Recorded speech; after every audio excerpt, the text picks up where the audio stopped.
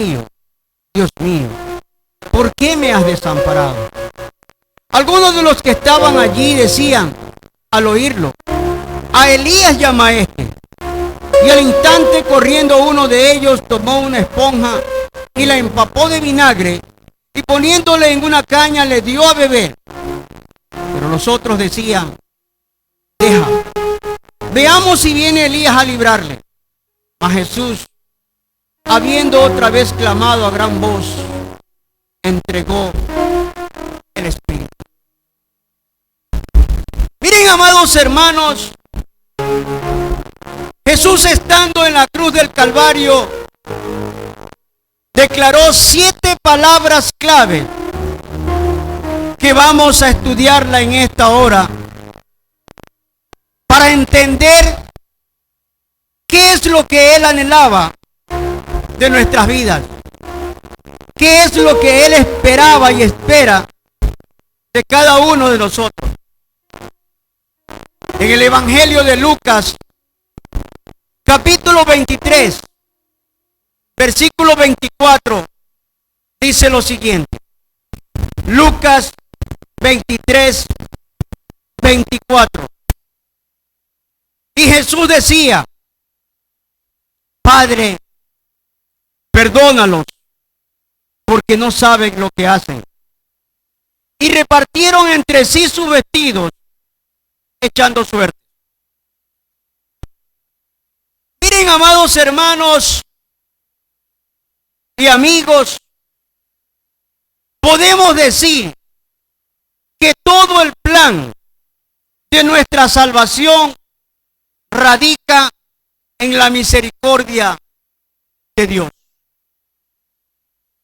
Todo el plan de nuestra salvación radica en la misericordia de Dios.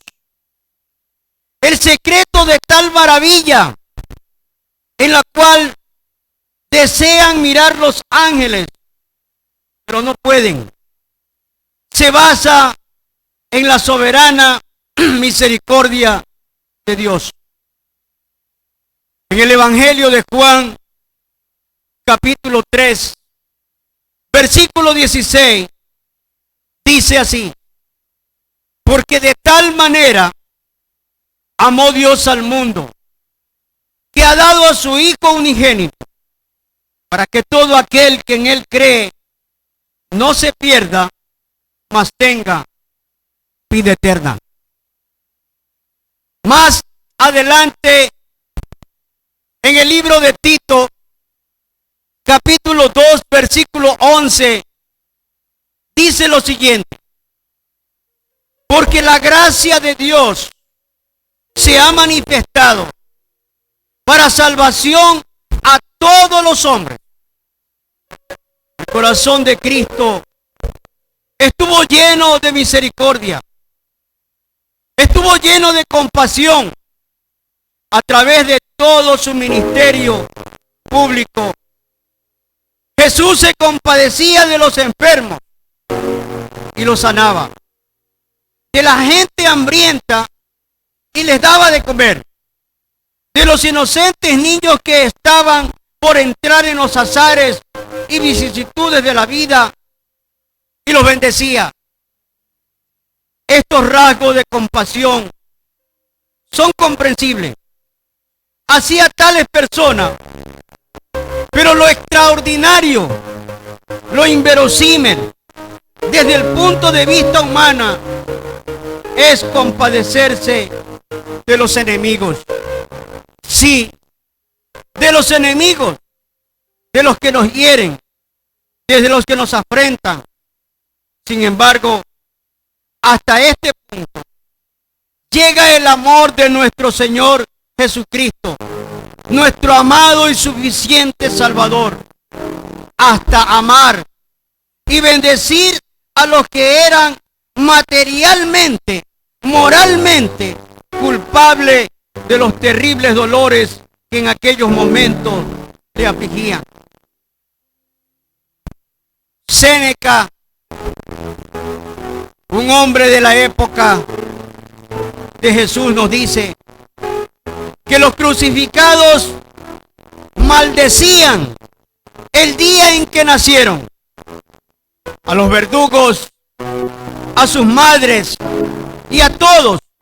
Incluso terminaban escupiendo a los que les miraban.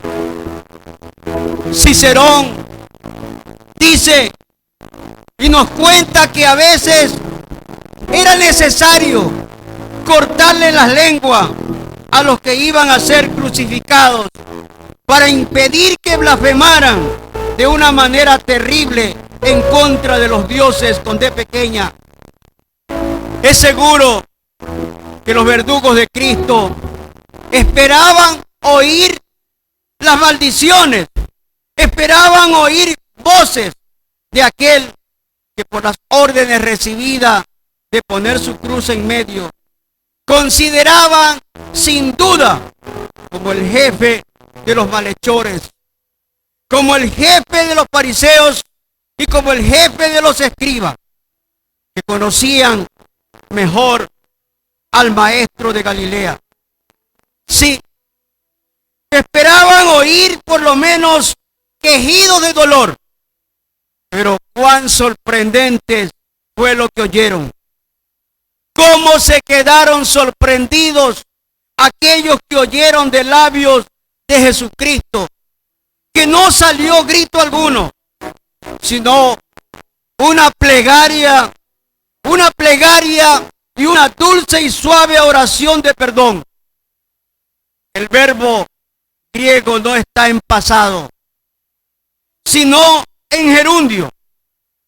No es que dijo, sino decía o iba diciendo, lo que nos hace suponer que esta admirable frase, amados hermanos, esta admirable frase fue repetida varias veces durante el cruel proceso cuando los clavos entraban en la carne de Jesucristo. Cuando la cruz fue levantada y el dolor se hacía más grande y agudo, Jesús iba repitiendo la plegaria de perdón. Y nos preguntamos en esta mañana, ¿por qué tal maravilla? ¿Por qué Jesús es todo amor, aún estando pasando lo que estaba pasando? Sí, lo hemos dicho al inicio de este mensaje. Dios es amor. Dios es amor. Y esta es la base de la bendición. Pero también porque es sabiduría infinita. Se ha dicho con razón que comprender es perdonar. Comprender es perdonar. Y Jesús comprendía. Jesús conocía. Jesús sabía la ignorancia de todos los culpables del horrendo crimen. No saben lo que hacen. ¿Quiénes no saben lo que hacen? ¿Quiénes no sabían lo que hacían?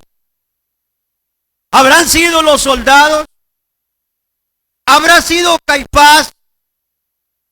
¿Habrá sido Pilato?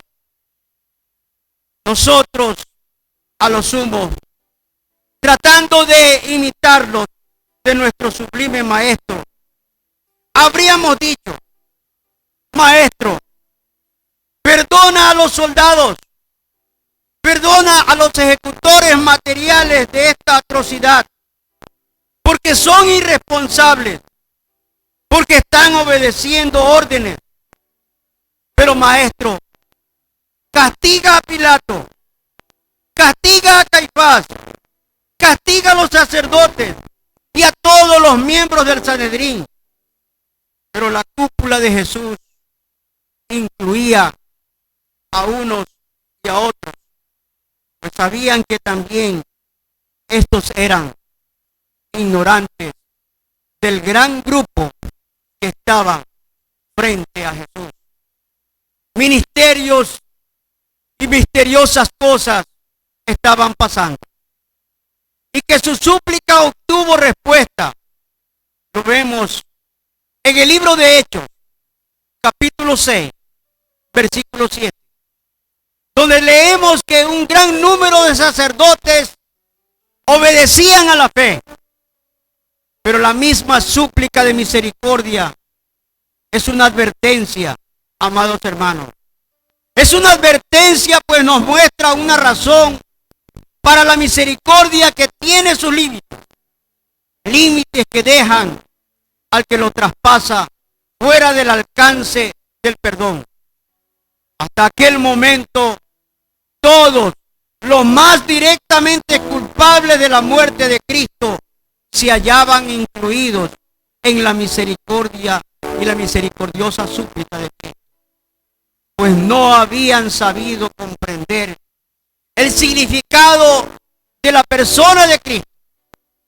Lo tomaron por uno de tantos falsos mesías, pero después que el evangelio fue predicado con tanta claridad y del cual fue del dominio público en la ciudad de Jerusalén, después que Pedro aplicó tan claramente las profecías del Mesías redentor a la persona de Cristo y demostró por qué era necesario que el Cristo padeciese, después puso en evidencia la prueba irrefutable de su resurrección, que los príncipes de los sacerdotes sabían mejor que nadie que era un hecho real, porque se lo dijeron los soldados que guardaban el sepulcro. Los que se empeñaron en ver en él no el anunciado descendiente de David, el Mesías de Dios, sino un mago resucitado por el poder de Belcebú, porque así convenía a su orgullo y a sus intereses. Los que hicieron quedaron fuera del perdón, como antes lo había quedado Judas. Tuvieron bastante evidencia y lo rechazaron. No tendrían ya excusas delante del tribunal de Dios. Yo me pregunto en esta mañana, amado hermano, amada hermana, yo me pregunto en esta mañana, ¿tendrás tú que has oído y una y otra vez el evangelio? Has oído una y otra vez la palabra de Dios y aún no te has decidido a buscarlo, a entregarte y a decirle: Señor, aquí estoy, cambia mi vida, haz un cambio radical, quiero recibirte, Señor. Puede decirse que no sabes lo que haces cuando tú endureces tu corazón a los llamamientos de la gracia de Dios. Tantos años escuchando la palabra y aún estás con tu corazón duro. Pero el Señor en esta mañana te dice que Él enviará agua limpia y derramará en tu corazón duro para transformar tu corazón en un corazón sensible para que escuches la voz de Dios. El Señor te está hablando. El Señor te está diciendo que no hagas como Caifás, como Pilato, sino que hagas como un verdadero hijo o como una verdadera hija de Dios, acercándote a Él, y no le digas al Señor: Padre, perdónalos, porque no saben lo que hacen, cuando tú sí sabes lo que estás haciendo. Amén.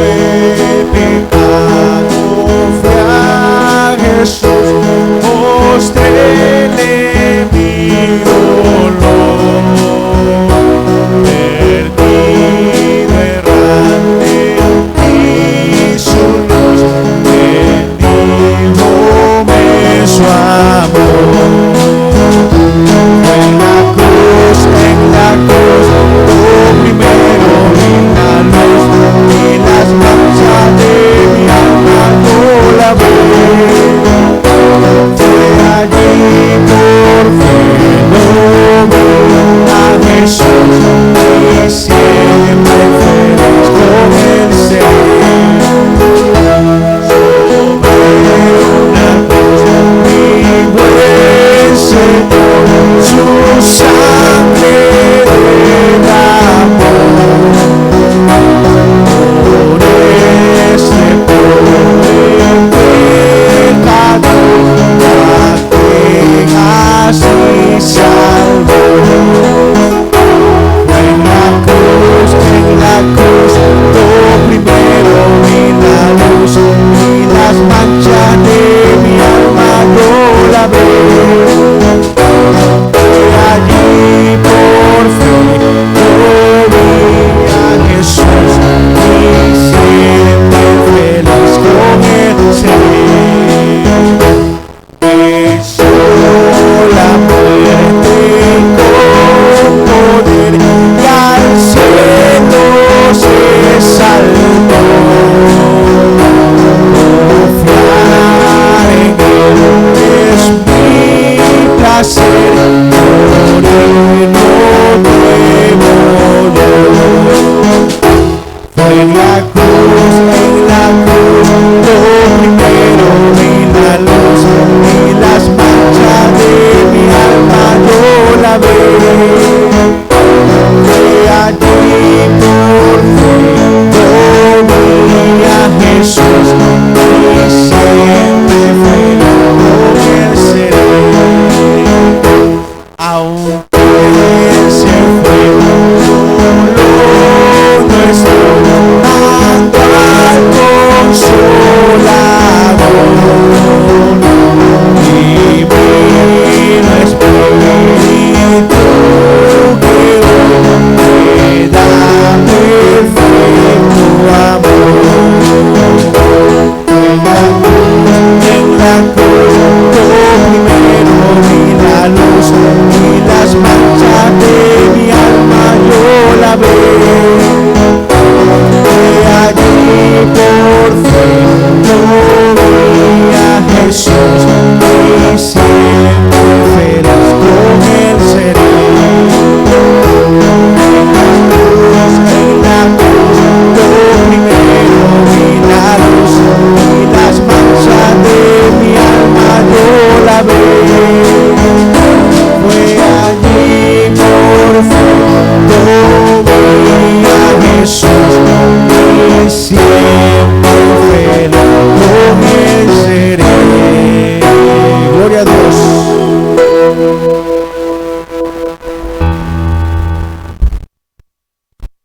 Tomen asiento, hermano. El Evangelio de Lucas, capítulo 23, versículo 43, dice así. Entonces Jesús le dijo: de cierto te digo que hoy estarás conmigo en el paraíso. Amado hermano y hermana, esta segunda palabra es el fruto de la primera palabra. El compañero de martirio, un ladrón a quien la tradición le da el nombre de Dimas, pero que en los evangelios es anónimo, ha oído algo tan sorprendente que de repente su corazón da un vuelco y se le abren los ojos de la fe. Este hombre ha oído, este hombre ha escuchado, ha oído de labios de Jesús la palabra Padre. Y se pregunta, ¿quién es este ajusticiado que puede llamar a Dios Padre y al mismo tiempo interceder por los verdugos? O si él pudiera dirigirse a Dios con esa paz y esa tranquilidad espiritual, pero no, el ladrón no puede. El ladrón cree en Dios, como mucha gente que cree, pero no lo recibe. Como tanta gente que en el mundo conoce al Creador muy superficialmente, se lo imagina como un juez terrible, pues dice a su compañero: ¿Ni tú temes a Dios? ¿Ni tú temes a Dios? Porque tú y yo hemos sido malos. Porque tú y yo sí hemos sido lo que merecemos estar en esta cruz. Nosotros justamente padecemos. Recuerda sus maldades con pena y se le da la culpa de ellas. No trata de excusarse pensando o diciendo: nuestra pobreza nos obligó a robar. Nuestra familia nos obligó a robar. Los malditos invasores de nuestro país que nos han empobrecido con impuestos tienen la culpa. Nuestras circunstancias nos llevaron a ser lo que somos. No y no. Se siente culpable. Está de acuerdo con la justicia de los hombres. Y aunque le teme, no se queja de la justicia de Dios. Qué buena disposición para dirigirse al Salvador de los pecadores. Siente dolor. Siente mucho dolor por sus pecados. Y el dolor que es según Dios obra arrepentimiento. Esto se ha sabido y será siempre el primer paso de la genuina conversión. Un ser humano que se arrepiente verdaderamente deja de hacer lo malo para hacer lo bueno y lo que a Dios le agrada. El segundo paso es la fe. Y el ladrón crucificado la tuvo también. Es una profunda fe judía, pues no podía tener ninguna otra. Ata cabos sueltos y se dice entre sí: este ajusticiado a mi lado ha sido sentenciado por Pilato como rey de los judíos por llamarse Mesías. Y su actitud ante sus enemigos y ante Dios demuestran que lo es. Ningún otro hombre sería capaz de hablar como este ha hablado. Sí lo es. Hay esperanza para mí en el día de la resurrección. La gente religiosa de Judea, enseñados por los rabinos, no creían en la supervivencia del alma, a pesar de que hay claros vislumbres de ellos en ciertos pasajes del Antiguo Testamento. Su única esperanza es la resurrección, el día final, como dijo María, un día probablemente muy lejano, pero Jesús le responde con un hoy muy significativo. No será en aquel día lejano del establecimiento de mi reino sobre la tierra, sino que será hoy mismo. Sí, hoy mismo. Mi reinado no es una esperanza futura, siempre una presente, porque abarca mucho más que este mundo. Tus sufrimientos cesarán hoy, no dentro de 3 o 4 días. Tu gozo empezará hoy mismo, en el paraíso de Dios, no dentro de centenares de años. Miren, hermanos, qué preciosa seguridad es la que le está manifestando Jesús a este hombre. Qué preciosa palabra. De cierto te digo que hoy estarás conmigo en el paraíso. Qué preciosa seguridad. Y yo me pregunto en esta mañana, amado hermano, amada hermana, ¿tienes esa seguridad de que si el Señor viniera en este momento, te irás con Él para gozar en el paraíso? Si la tienes, te felicito. Si no la tienes, te animo a que hagas la decisión, a que hagas esa decisión única que puede hacerte un hijo y una hija de Dios. El Señor dijo estas palabras: a los suyos vino y los suyos no lo recibieron. Mas a los que lo recibieron y a los que creen en su nombre, les ha dado potestad de ser llamados hijos de Dios. No se quede con esa convicción que mi hijo o mi hija es cristiana. Y si mi hijo y mi hija es cristiana, yo ya estoy seguro que también me iré con el Señor. La salvación es personal. Y usted tiene que hacer su decisión. La salvación es única. Y está en los brazos del Señor extendido, esperando que usted acuda y pueda arrepentirse. Cristo le dice al ladrón, con esa certeza, con esa convicción, de cierto te digo, que hoy estarás conmigo en el paraíso. Amén.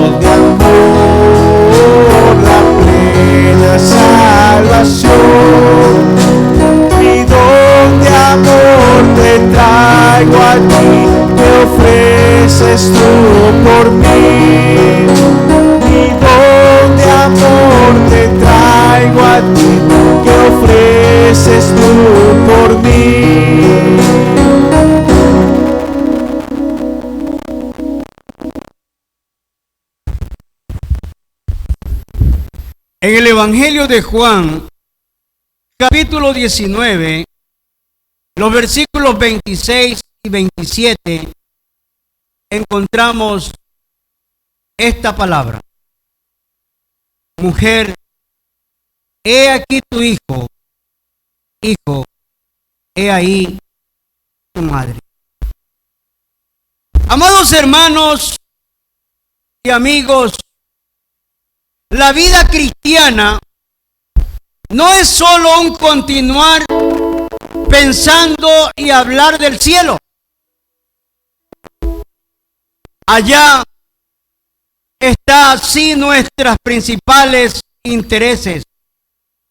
Pero precisamente porque es así y allá nos dirigimos, debemos estar listos, preparados para atender bien nuestros deberes aquí en la tierra. Jesús, como hijo humano de una dolorida mujer que se hallaba al pie de la cruz, también tenía deberes humanos. Y él lo entendió cuidadosamente, encomendando a aquella buena y amante madre al discípulo amado. Y le dice a Juan: Juan, he ahí tu madre. Y a la madre le dice: mujer, he aquí tu hijo. Su resignado pero dolorida madre lo necesitaba en ese entonces. La más favorecida de todas las mujeres fue también la más afligida. Simeón le dijo en una ocasión a esta mujer: una espada traspasará tu alma. Una espada traspasará tu alma. Miren, amados hermanos, hasta qué punto era atenuado su dolor por la esperanza. No lo sabemos. Jesús, que procuró poner la esperanza en la resurrección en los corazones de sus discípulos, siempre que hablaba de su muerte, ¿no creen ustedes que Jesús también le hubiera hablado a su amante madre de la resurrección? ¿No creen ustedes? Yo creo que es muy probable. Y la bendita Virgen creía.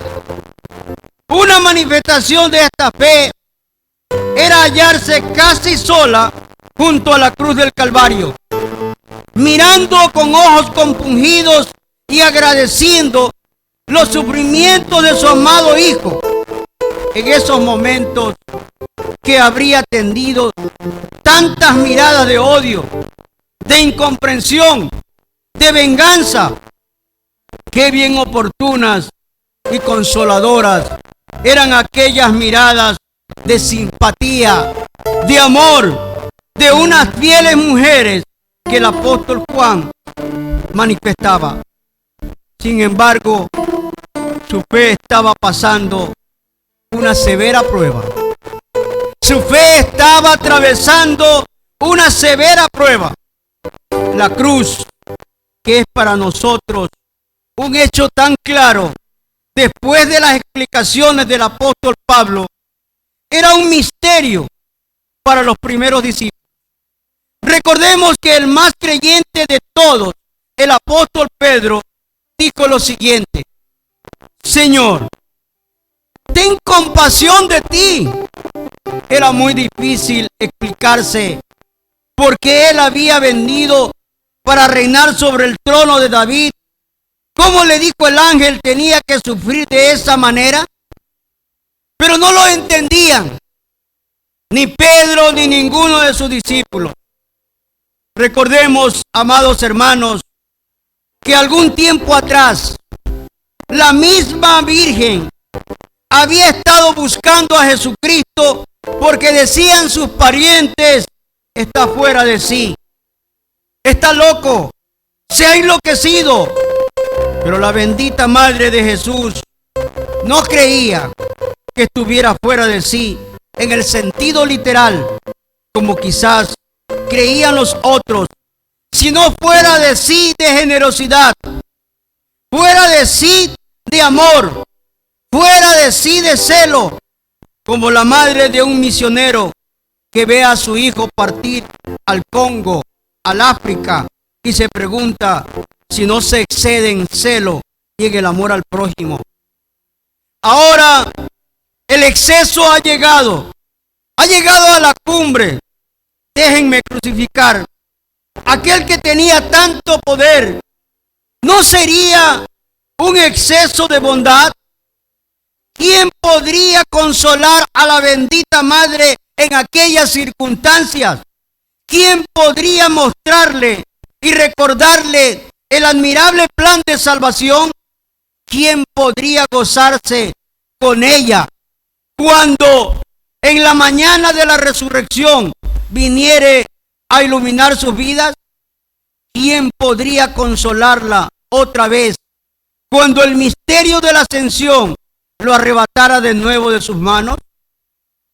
Había un discípulo que había calado más hondo que ninguno en la doctrina del Evangelio.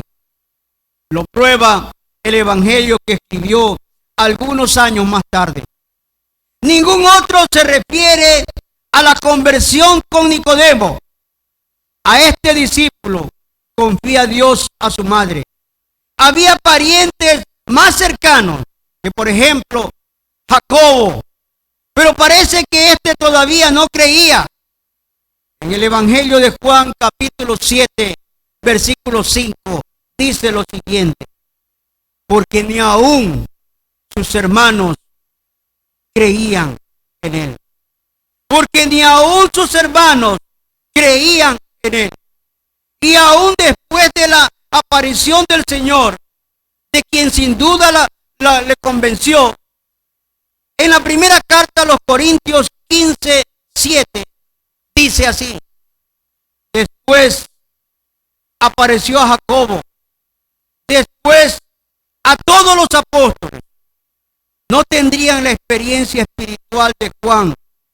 Por esto Jesús, una y estas dos almas piadosas en un solo lazo de amor. Con esto Jesús nos enseña, a pesar que en la tierra, a la vez que en el cielo, en los deberes para con nuestros prójimos, empezando con nuestros familiares, con quienes la providencia nos ha unido de un modo más íntimo, y en nuestros deberes para con todos los seres humanos, pues a todos ellos nos debemos. Las necesidades de los demás deben preocuparnos en todos los momentos de nuestras vidas, mientras Dios nos tenga sobre la tierra. Ya que nuestra vida como redimidos por un tiempo de prueba, y como dice el mismo Señor, Lucas 16, 11 y 12, pues si en las riquezas injustas no fuisteis fieles, ¿quién os confiará lo verdadero? Si en lo ajeno no fuiste fiel, ¿quién os dará lo que es vuestro? En otras palabras, el que en lo poco es fiel, también en lo demás es fiel. No debemos, pues, desentendernos de este mundo, sino ser fieles en las cosas de este siglo, en los deberes, oportunidades que el Señor nos da acá abajo para hacer el bien, a fin de que podamos ser hallados de cumplir mayores responsabilidades cuando estemos allá en el cielo. Por eso el Señor deja estas palabras: mujer, he ahí tu hijo, hijo, he ahí tu madre. El deber de todo hijo, de cuidar de sus padres hasta que el Señor nos llame.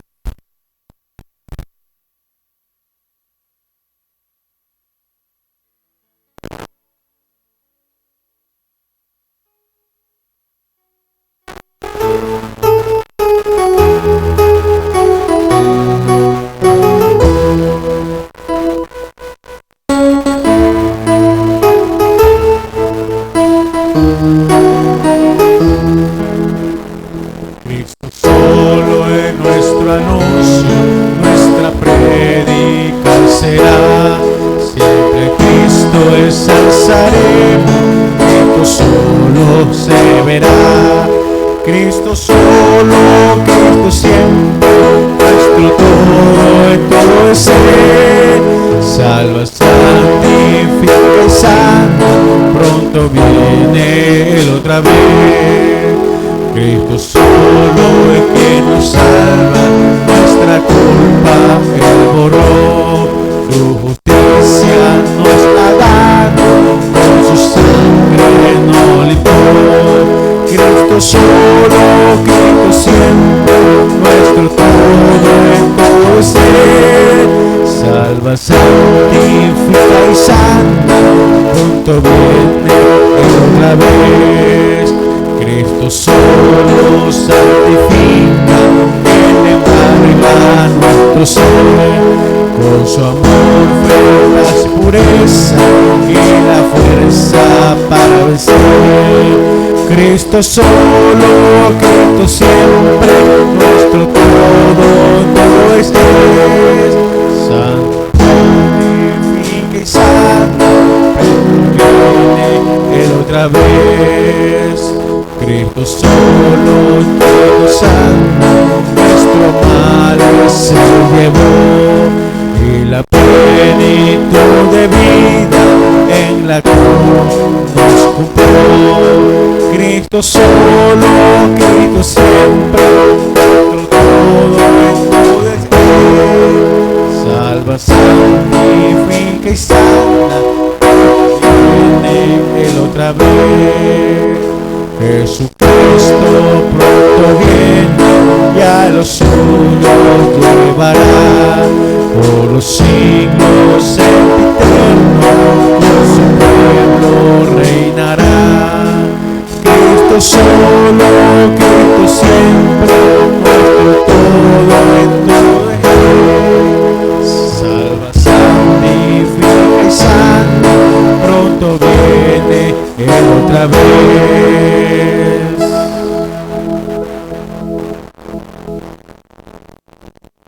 Pueden tomar asiento.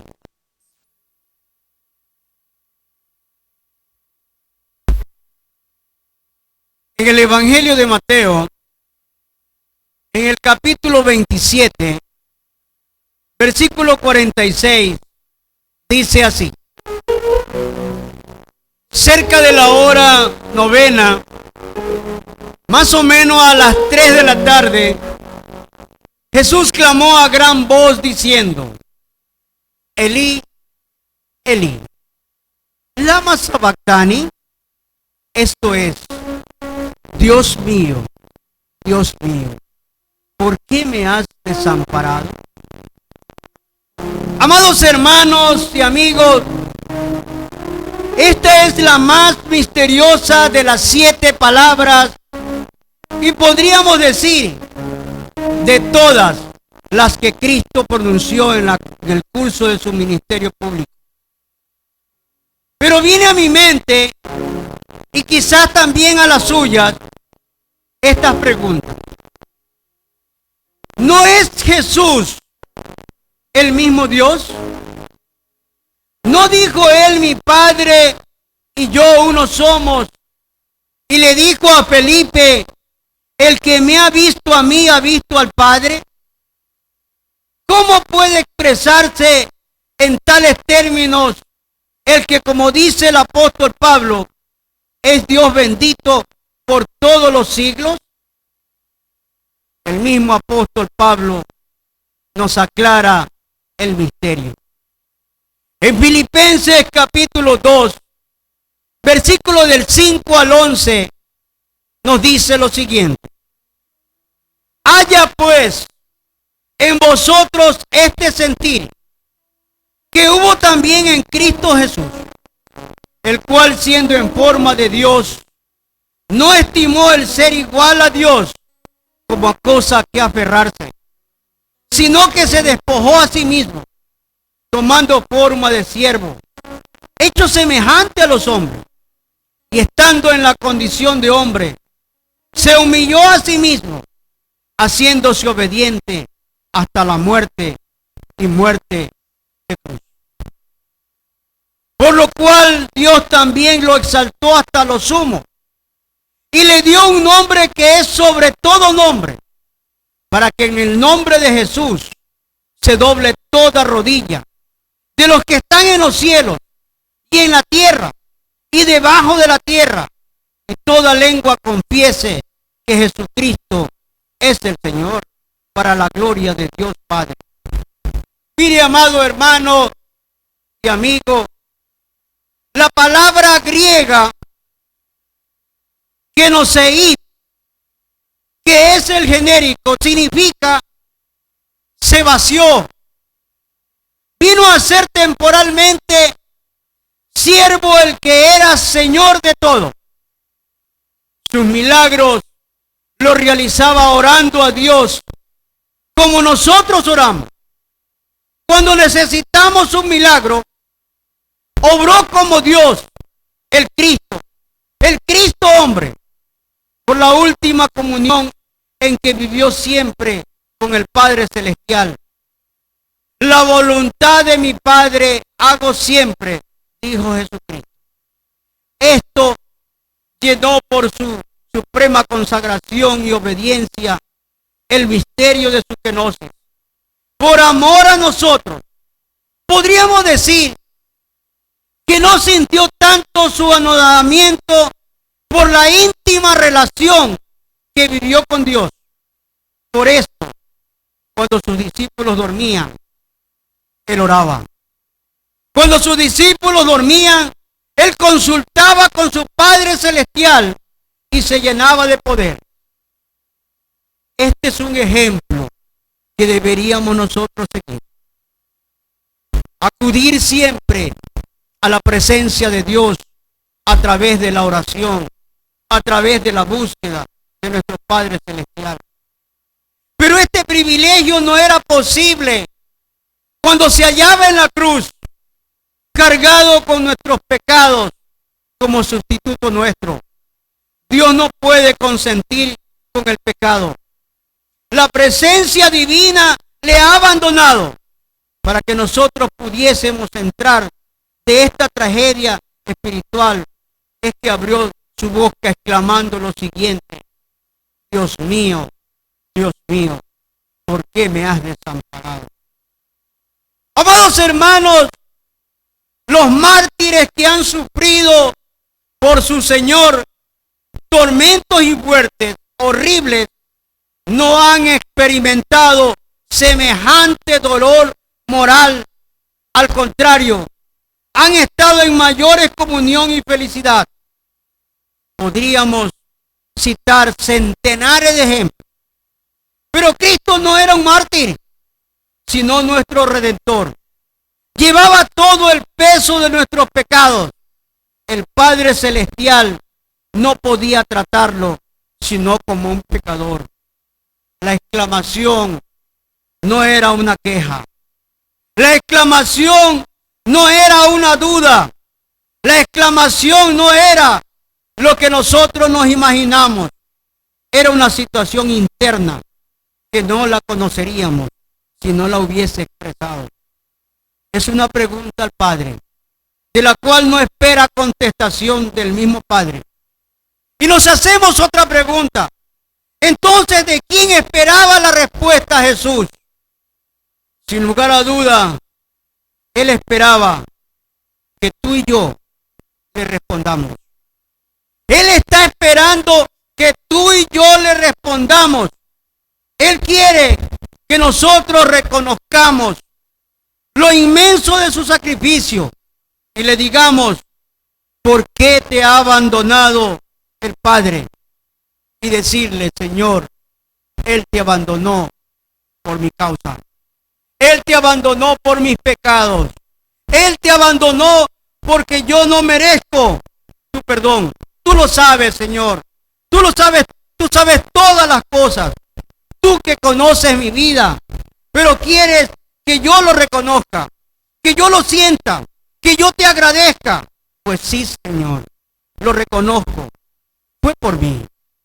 También por ti. Tú fuiste desamparado temporalmente para que yo pudiera ser amado definitivamente y para siempre. Tú que nos viste desamparados y viniste a ampararnos, aunque ello te costara el dolor y el desamparo temporal del Padre. Ampárame y ampara a tu pueblo, Señor. Aún aquellos que no te conocen todavía, pues, Señor, aplícame los medios de tu sacrificio.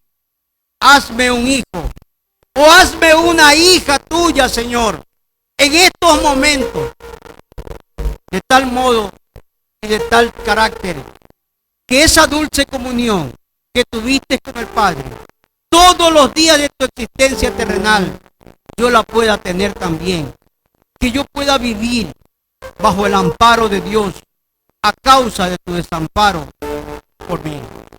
El Señor está en estos momentos con los brazos extendidos. Mire, amado hermano, sin lugar a dudas usted no vino aquí porque lo invitamos. Usted vino porque el poder de Dios puso en su corazón venir a escuchar esta palabra. Usted puede tener muchos años viniendo a la iglesia, pero aún no ha hecho la decisión de bautizarse.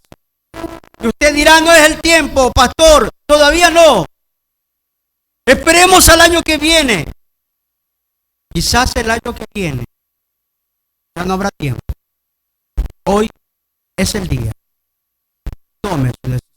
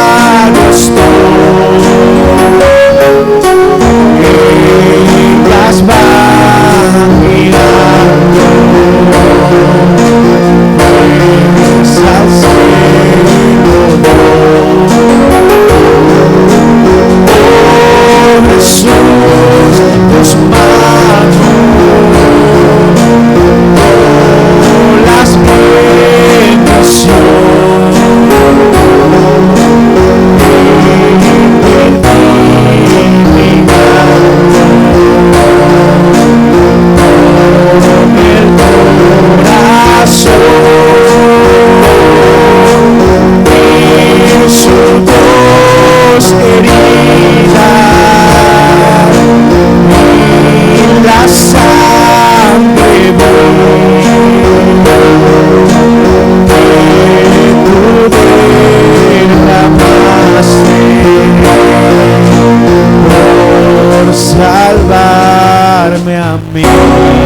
Gloria a Dios por la mano del Señor. Tomen asiento, hermano.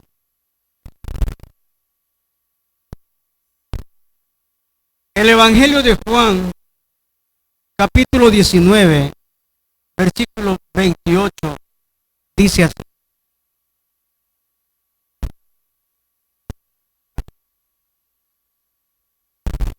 Después de esto, sabiendo Jesús que ya todo estaba consumado, dijo, para que la escritura se cumpliese, tengo sed.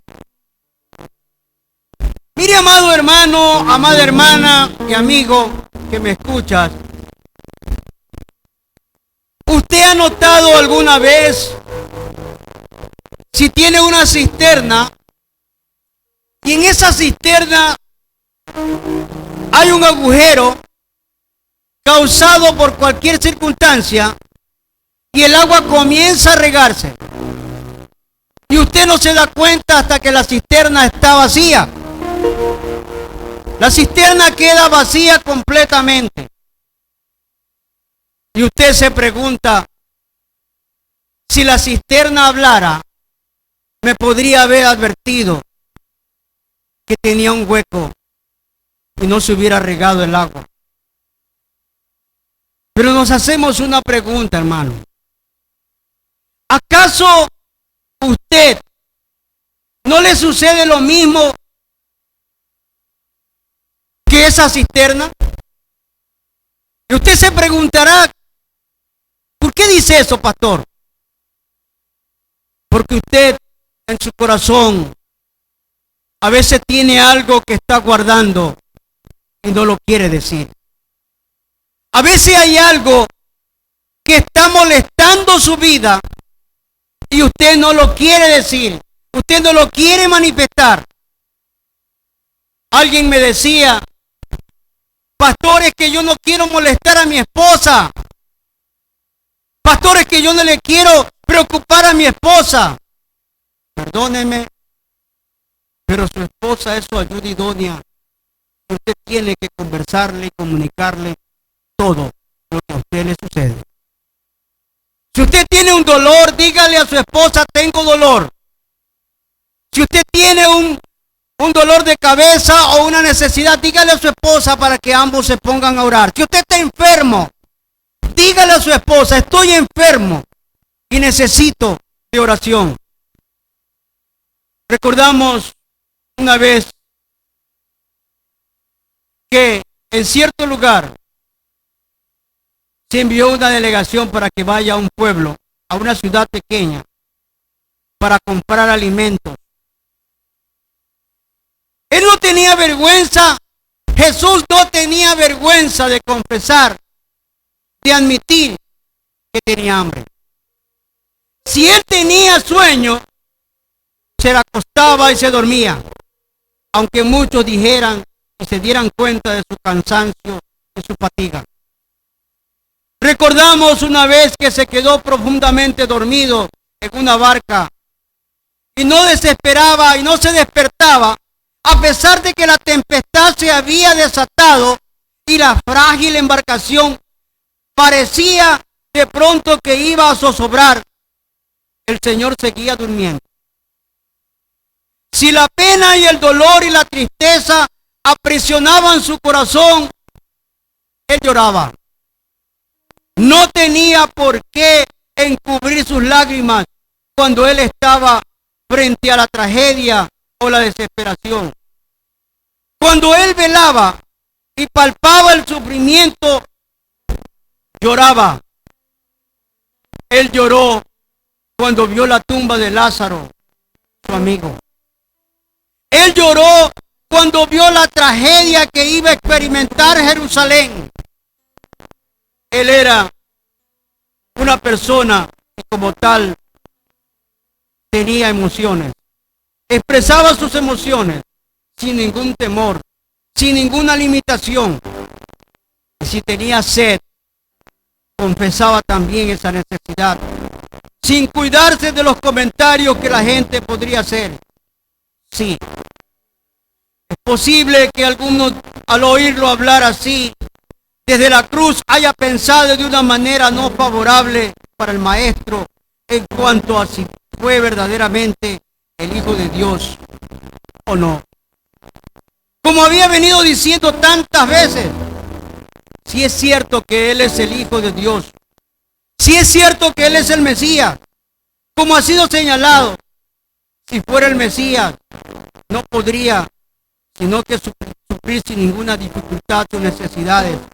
No, ese no es el que dijo ser a través de sus enseñanzas. ¿Y acaso para alguno que escuchó esta palabra y que había alimentado algunas ideas favorables con respecto a Jesús y que hablaba y había estado pensando que seguramente Él podría ser el Mesías, al escuchar hablar en ese tono y de esa manera, llegó a lo mejor a otra conclusión? No, este no puede ser el Mesías. El Mesías jamás va a estar limitado. El Mesías jamás va a reducirse a la impotencia. El Mesías jamás va a denunciar una necesidad. Ese no es el Mesías. Pero amados hermanos y amigos, había razones para el pronunciamiento de esas palabras y vamos a mencionarlas rápidamente en esta hora. En primer lugar, el texto lo dice para que la escritura se cumpliese. Recordamos que el Señor Jesucristo se movía al compás, permítame decir así, al compás de los dichos proféticos de las Sagradas Escrituras. Ninguna de sus acciones fueron improvistas. Ninguno de sus movimientos fueron el resultado, digamos, de la casualidad, de la eventualidad de ciertas circunstancias que pugnaron y prevalecieron para que Él actuara de tal o cual modo. No, hermanos y amigos, Él siempre, pero siempre se movía en el curso, siguiendo el compás del reloj profético. Cuando dijo, tengo sed, estaba diciéndolo, porque para que se cumpliese la escritura. El dicho bíblico que está anunciado concerniente a Él. Por otra parte, creo que también esta era otra razón para dar testimonio de que los sufrimientos que tenía padeciendo en la cruz eran reales, no eran ficticios. Si algunos que se han dedicado a la ingrata y no inteligente tarea, creo, de divulgar especies en los sentidos de que el Señor en la cruz no es que sintió dolores, no es que padeció sufrimiento, sino que todo era solamente una figura, una idea, una ilustración. En verdad, nada de eso Él padeció. Pero hermanos y amigos, aquí tenemos una ratificación de que el Señor ciertamente, verdaderamente, sufrió y padeció y sintió necesidad. Aquí lo vemos. Lo oímos diciendo, tengo sed. Tengo sed. Ciertamente necesito de líquido elemento. Y creo también que otra razón de este pronunciamiento fue el dar un ejemplo. Y acaso también una admonición para aquellos que creen que el admitir una necesidad es rebajarse o disminuirse ante los ojos de los demás. ¿Han oído ustedes esto, amigos y hermanos? Yo lo he oído y lo he leído. Yo no hago mi decisión porque la gente me está viendo. Yo no quiero bautizarme porque la gente me conoce. Yo no quiero hacer el cambio en mi vida porque está enraizado aquí esto. Yo no quiero, yo no deseo. Después, lo dejo para luego. Eso es el enemigo actuando en su vida. Sí, mucha gente cree que si usted declara, que si usted reconoce, que si usted dice delante de la gente la necesidad, su estado, su condición, usted se está rebajando. Entonces, ante los ojos de los demás, eso no está bien y no hay que hacerlo.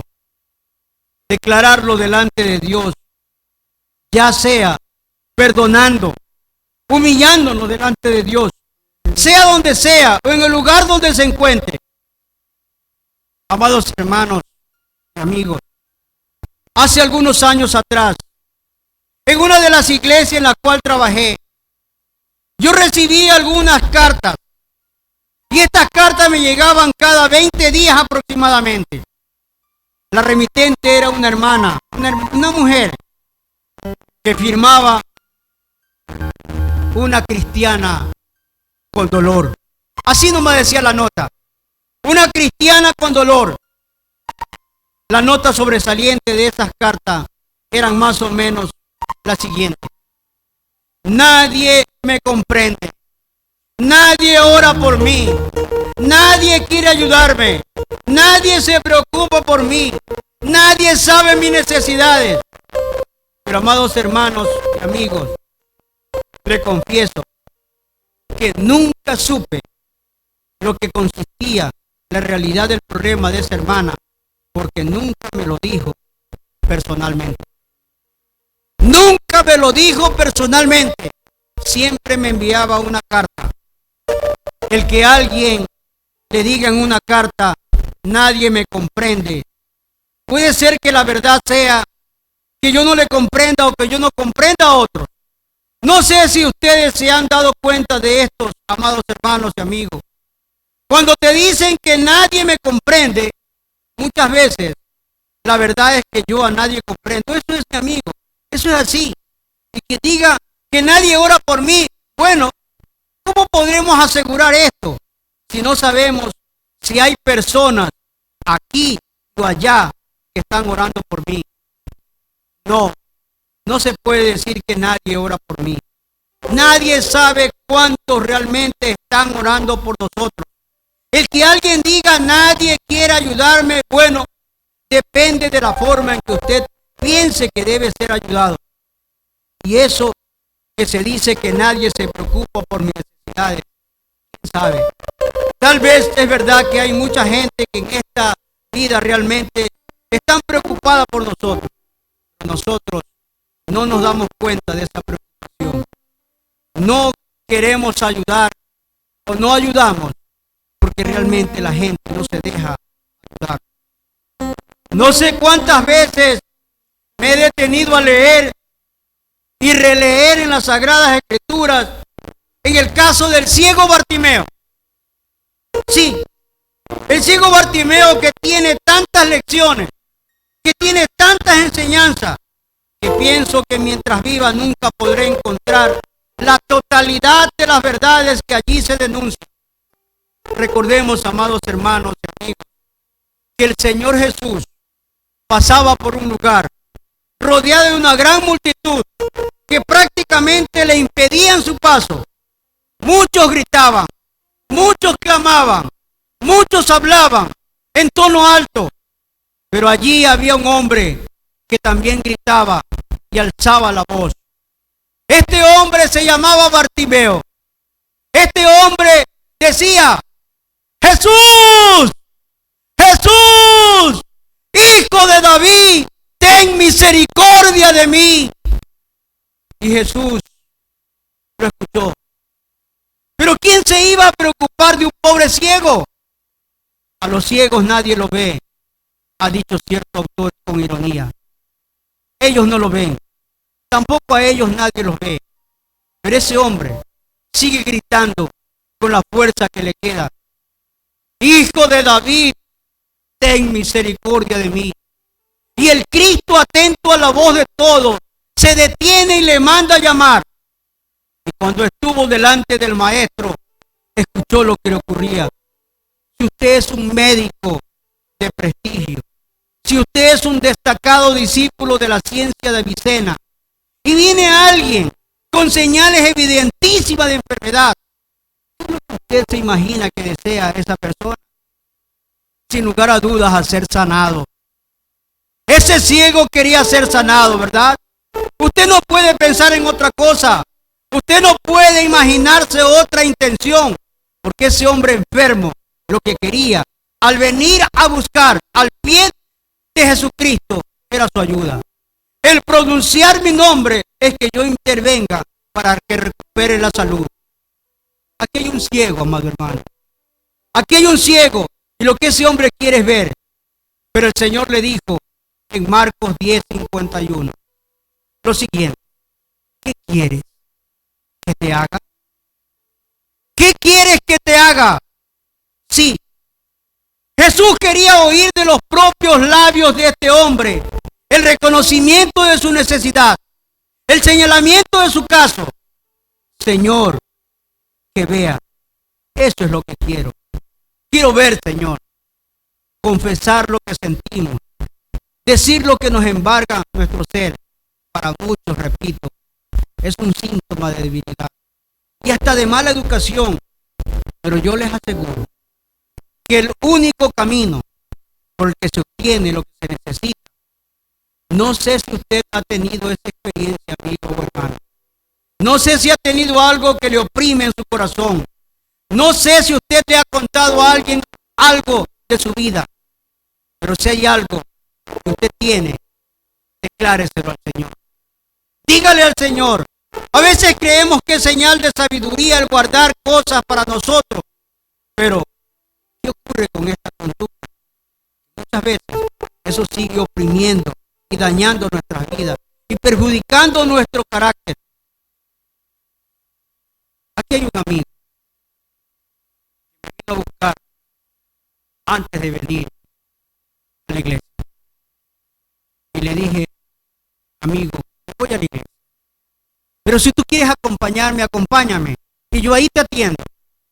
Y yo ahí te quiero ayudar. Y me cuentas qué es lo que necesitas. Aquí está mi amigo. Tenía la presión muy elevada. 180, 90. Está sentadito al último. Y gracias a Dios, la presión está regulada. Cuando nosotros confesamos lo que necesitamos, Jesús dijo estas palabras: pedid y se os dará, buscad y hallaréis. Jesús dijo: tengo sed. ¿Qué necesita usted? Dígase.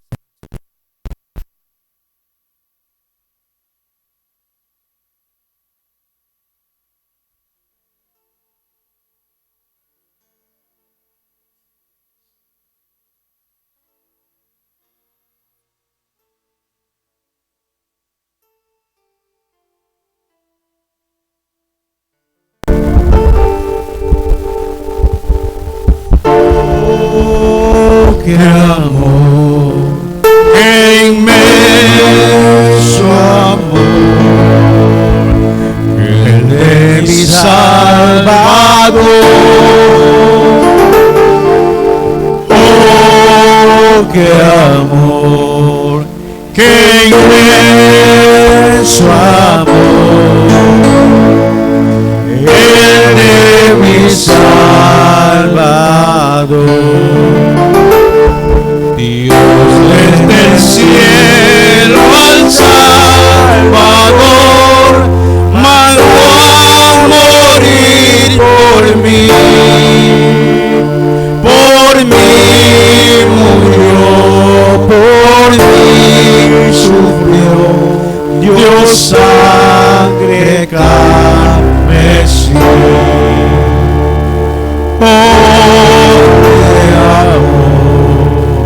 Qué inmenso amor, el de mi Salvador. Oh, qué amor, qué inmenso amor, el de mi Salvador. Dios desde el cielo al Salvador murió,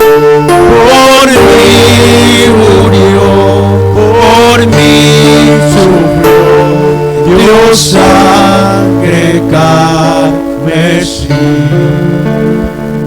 Oh, qué amor, qué inmenso amor, el de mi Salvador.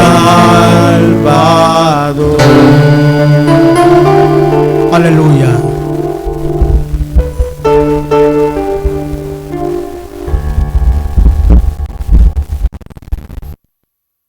El Evangelio de Juan,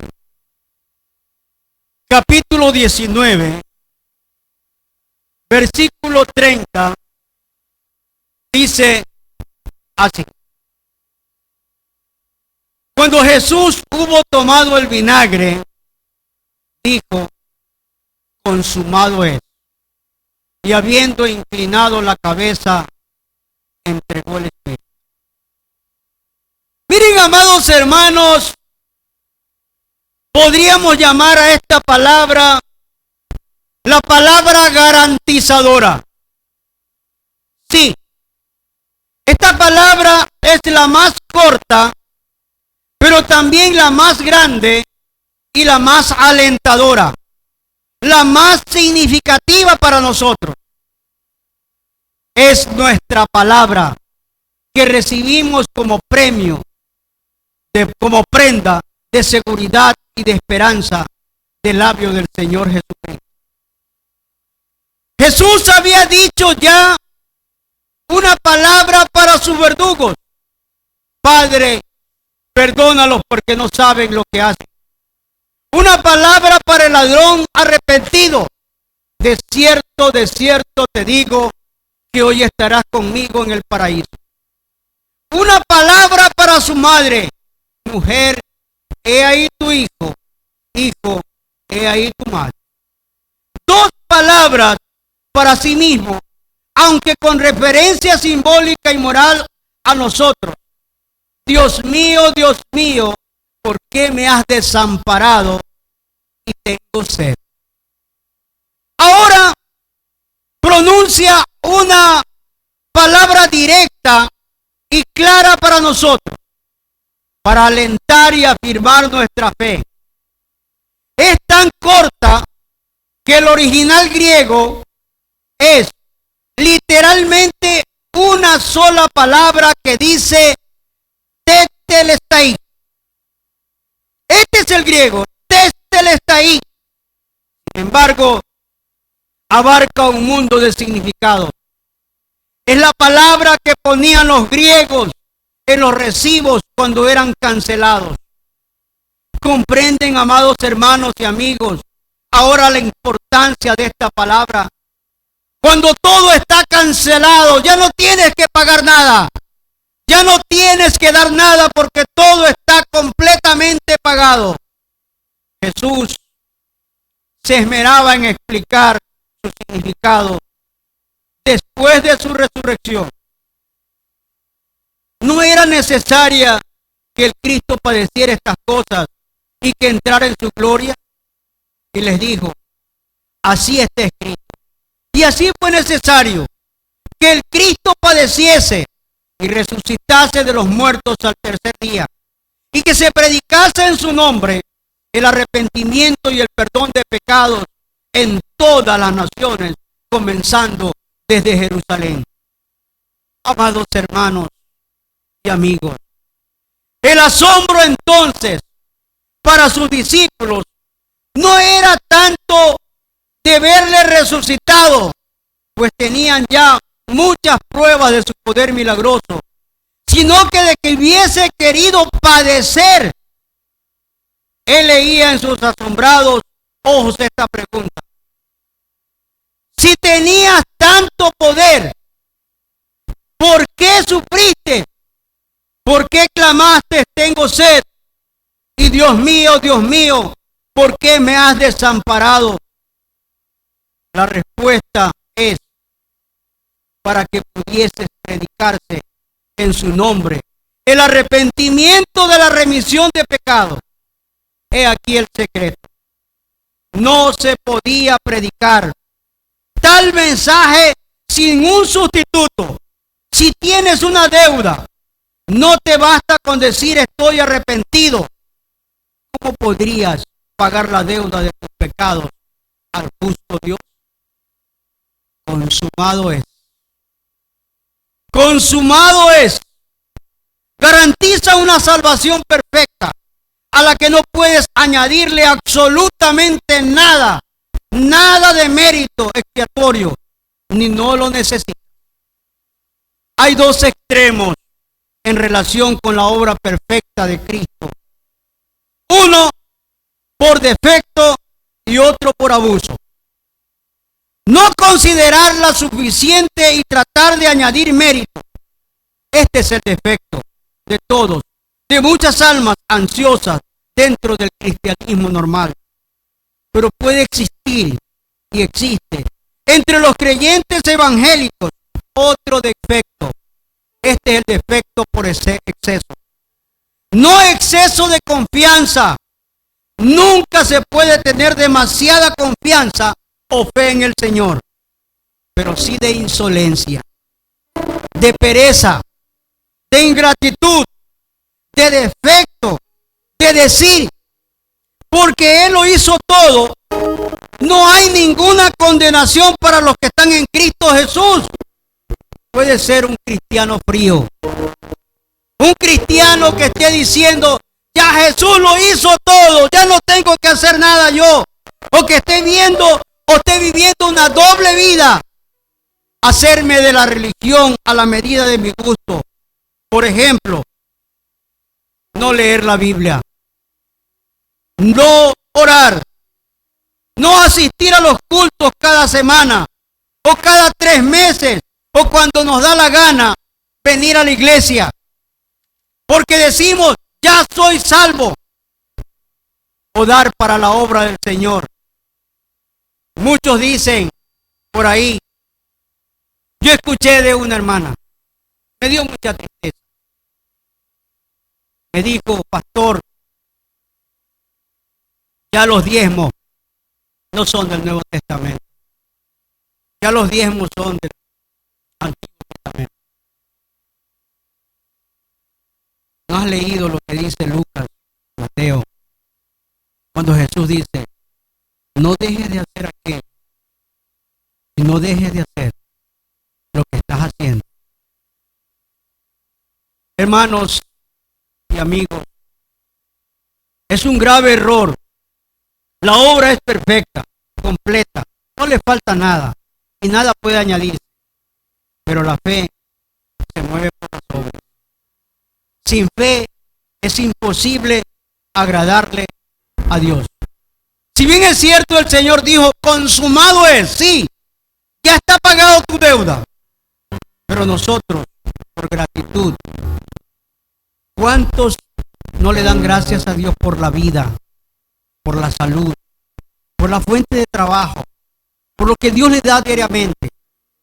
Si bien es cierto, consumado es, ya está pagado. Pero seamos generosos y seamos recíprocos con lo que Dios nos da.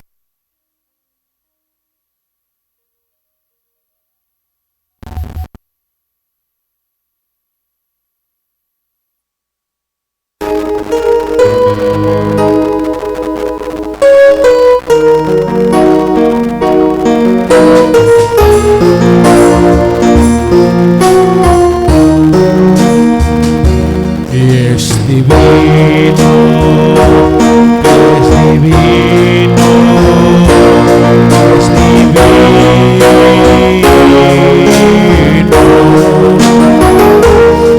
es divino, es divino, de Jesús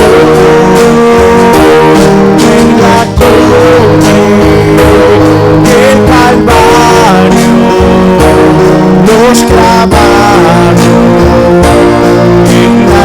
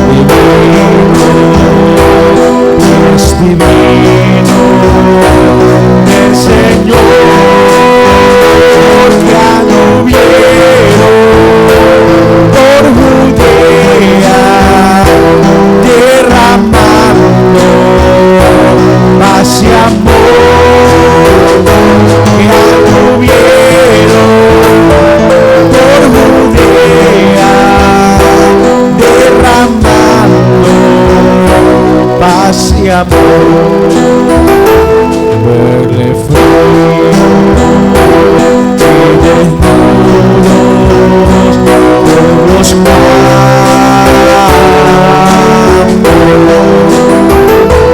caminando sin cesar por las cumbres, por los valles, por la orilla de la mar, por las cumbres, por los valles, por la orilla de la mar, van llevando por Judea la semilla del bendito evangelio del amor, calmando el enfermo, la tristeza, el dolor, calmando el enfermo, la tristeza y el dolor.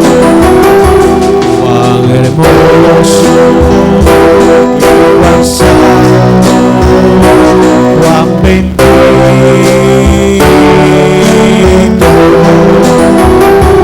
de Jesús Nazareno son los pies. Hoy yo quiero que a la tierra venga pronto otra vez.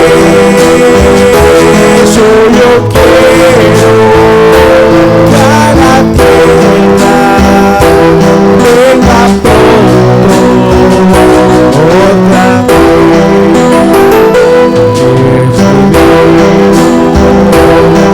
Es divino, es santo, es horadado por mi culpa, sin igual nos libraste del pecado y del juicio eternal. Nos libraste del pecado y del juicio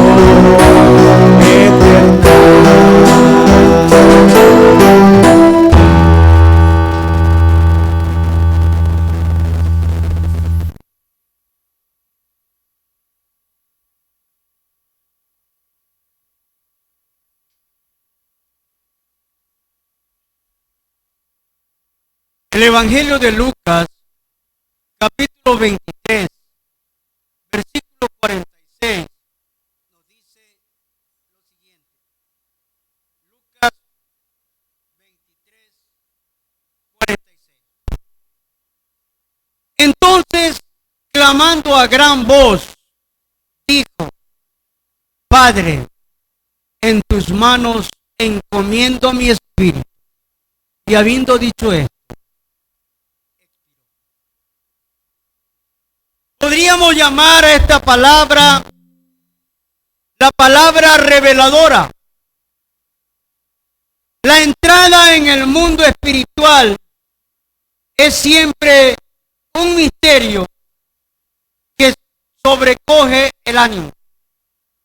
Por esto, no todos miramos con prevención, sino con horror, el momento inevitable de la muerte.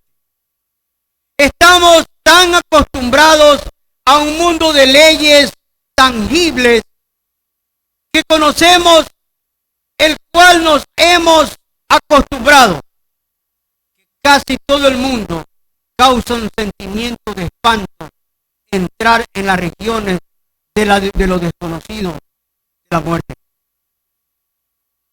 esta prevención y temor no podría existir en el divino Hijo de Dios, en el Verbo encarnado. Sin embargo, le oímos exclamar: Padre, en tus manos encomiendo mi espíritu. Y nos preguntamos, ¿por qué? Podemos imaginarnos el Calvario como un lugar trágico, no solo por la multitud insolente pronunciando gritos, blasfemias y burlas. Esta situación ya había terminado. Las tinieblas habían hecho desfilar a los burladores y hay silencio en el Calvario por espacio de 3 horas. Sin embargo, continúa siendo aquel un lugar terrible. Permítanme contestar la pregunta con otras preguntas. ¿Quién había movido aquellos labios escarnecedores? ¿Quién había levantado aquel enojo insolente? ¿Quién había inspirado las blasfemias? El enemigo de Dios. El enemigo de Dios y de todos los hombres había puesto en fuego todos sus recursos espirituales para dar lugar a aquella victoria que fue especial en Palestina durante el ministerio público de Cristo. Había llegado al colmo de su actividad y al pináculo de su culpa de la tragedia del Calvario. Cristo no teme aquella parte espiritual de su tragedia. Cristo no teme más que una sola cosa: estar separado de su Padre Celestial. Ahora se muestra tranquilo y confiado. El salmista en el Salmo 23, versículo 4, dice lo siguiente: aunque ande en valle de sombra y de muerte, no temeré mal alguno. Si esto podía decir un pobre pecador, el salmista, mucho más el Salvador perfecto. Por esta razón le oímos exclamar: Padre, en tus manos encomiendo mi espíritu. Aquel que nos habló del mendigo Lázaro, como llevado por los ángeles cuando dio su último suspiro, no dejaría de tener una corte de seres celestiales cuando, cumplida su misión y su obra redentora sobre la tierra, se disponía a entrar por las puertas eternas, aquellas puertas de las cuales leemos en el Salmo 24, versículo 7. Alzad, oh puertas, vuestras cabezas, y alzaos vosotros vuestras puertas eternas, y entrará el Rey de Gloria. No quiso tenerla en Getsemaní, pero ahora la protección del Padre no sería ningún impedimento a su obra redentora ya consumada. Cuán alentados deberían quedar sus fieles amigos, que no lo abandonaron, ni aun en aquellas horas de creciente oscuridad física. Sabían que si ellos no podían ya apenas verle, y mucho menos ayudarle, los cielos estaban espiritualmente abiertos para proteger y llevar en triunfo a la región celestial. La victoria del Salvador como hombre va a ser la nuestra también, de un modo inevitable. Todos vamos a pasar de este mundo de sombras de valle. ¿Cuándo? ¿Cómo? No lo sabemos. Pero uno dentro de muchos años y otros dentro de poco. ¿Podremos dirigirnos entonces al Dios mismo de modo que nuestro Salvador lo hizo? ¿Podemos decirle también al Señor: Padre, en tus manos encomiendo mi espíritu? ¿Podemos decirle? ¿Tenemos una satisfacción? ¿Tenemos una fe? Amado amigo y hermano, si usted no ha recibido a Jesucristo, si usted no tiene a Jesucristo, si usted no ha recibido el bautismo, usted no va a tener esa opción. Hay que recibir a Jesucristo Y hay que tener esa seguridad celestial. Cristo está esperando con los brazos abiertos. La experiencia del Salvador como hombre va a ser la nuestra también de un modo que no sabemos. Si Él es nuestro Padre, si Él realmente es nuestro Señor y Salvador, tendremos esa confianza. La muerte redentora de Cristo es la garantía de que podremos terminar nuestro día con la misma confianza que Él. Si le hemos aceptado como nuestro único y suficiente Salvador y Señor, solamente entonces podremos decir con gozo: Padre, en tus manos encomiendo mi espíritu. Filipenses capítulo 1, versículo 22, 21 al 23, dice lo siguiente. Filipenses 1, 21 al 23. Porque para mí el vivir es Cristo y el morir es ganancia. Mas si el vivir en la carne resulta para mí en beneficio de la obra, no sé entonces qué escoger. Porque de ambas cosas estoy puesto en estrecho, teniendo deseo de partir y de estar con Cristo, lo cual es muchísimo mejor. Y Cristo dijo estas palabras: no se turbe vuestro corazón. En la casa de mi Padre muchas moradas hay. Voy pues a preparar lugar para vosotros. Amado hermano y amado amigo, esta es una decisión sabia. Si tú en este día no tienes a Cristo en tu corazón, si tú no lo has recibido, si tú no te has bautizado, este es el momento.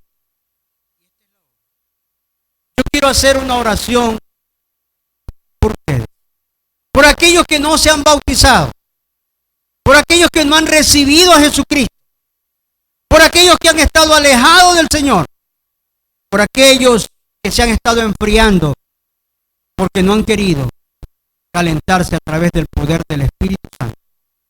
Quiero orar por ustedes. Allí en su lugar, allí donde está, cierre sus ojos, incline sus ojos y ore conmigo, pidiéndole al Señor. Soberano Señor, amado Padre Celestial, en este día he escuchado las 7 palabras. He escuchado lo que tú dijiste: Padre, perdónalos porque no saben lo que hacen. También has declarado esta gran verdad, diciéndole a aquellos que realmente hicieron cosas negativas en tu vida: perdona a los padres porque no saben lo que hacen. Tengo sed. Palabras que dijo el ladrón en la cruz del Calvario, diciéndole Jesús: de cierto te digo que hoy estarás conmigo en el paraíso. Perdona mis pecados, límpiame mis rebeliones y hazme acepto delante de ti, Señor. Señor, en esta mañana me acerco ante tu presencia. Quiero, Señor, que inscribas mi nombre en el libro de la vida. Y, Señor, ayúdame a tener fortaleza.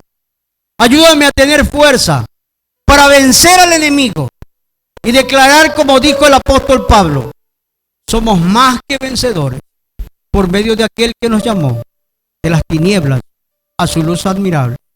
Señor, ponga en mi corazón el deseo ferviente de entrar a las aguas bautismales y para poder, Señor, ser un hijo o una hija tuya.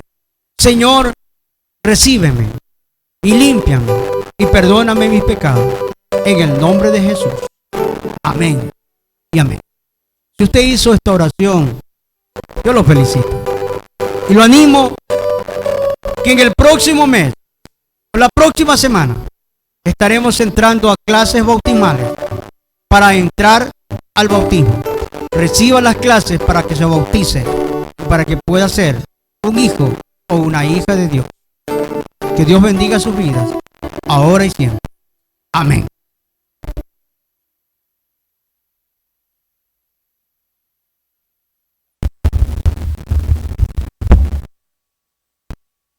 Mientras pasamos recolectando las ofrendas, los diezmos, vamos a cantar este himno, que mi vida entera esté.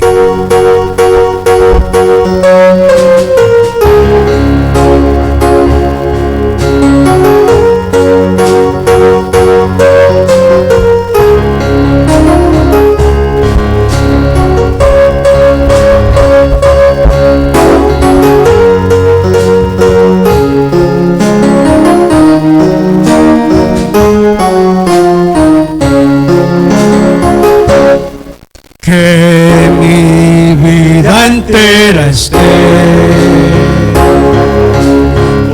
consagrada a ti, Señor, que a mis manos pueda guiar el impulso de tu amor. Lávame tu sangre, Salvador, límpiame de toda mi maldad. Traigo a ti mi vida para ser Señor tuya por la eternidad. Mis pies tan solo en santo fuera aquí, y que a ti, Señor, mi voz se complazca en bendecir. Lávame en tu sangre, Salvador, límpiame de toda mi maldad. Mi vida para ser Señor tuya por la eternidad. Que mi tiempo todo esté consagrado a tu olor. Que mis labios al hablen solo de tu amor. Lávame en tu sangre, Salvador,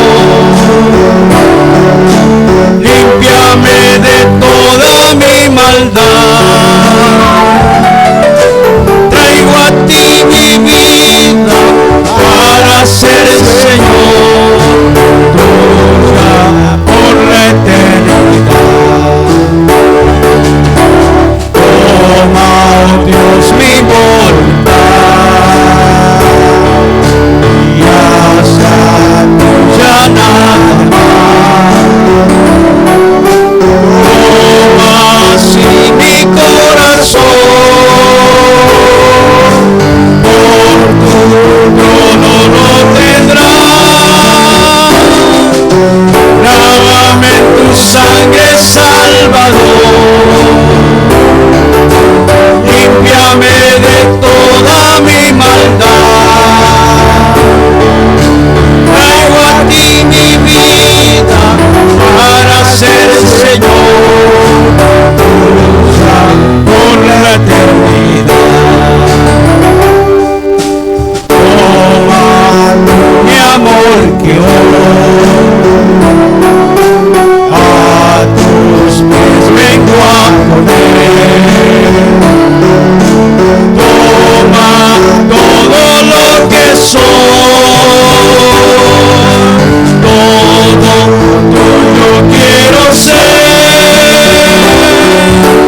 Lávame en tu sangre, Salvador, límpiame de toda mi maldad. Traigo a ti mi vida para ser Señor tuya por la eternidad.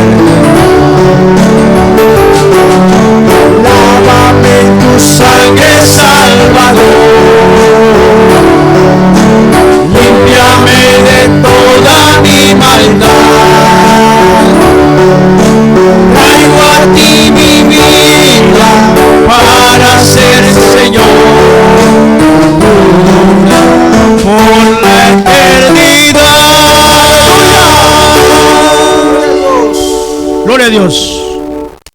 Bien, vamos a ser despedidos en oración. Vamos a orar. Y recordamos a la iglesia que el día domingo tendremos el culto de resurrección.